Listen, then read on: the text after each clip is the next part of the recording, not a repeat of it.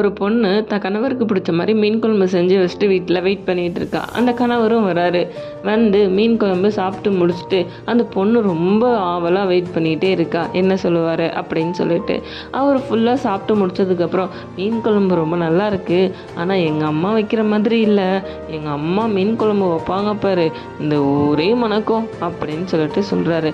அதை கேட்டு அந்த பொண்ணுக்கு ரொம்பவே கோவம் வருது.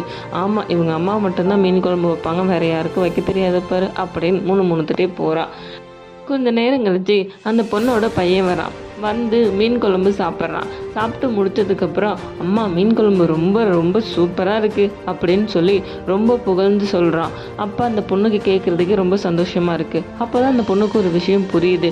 எல்லாத்துக்குமே அவங்கவுங்க அம்மா பண்ணுறது தான் பெருசாக தெரியுது, நம்ம பையன் சொல்கிறது தப்பு இல்லைங்கும் பொழுது தான் வீட்டுக்காரர் சொன்னதும் தப்பே இல்லை அப்படிங்கிறத அந்த பொண்ணு அப்போ தான் உணர்றா.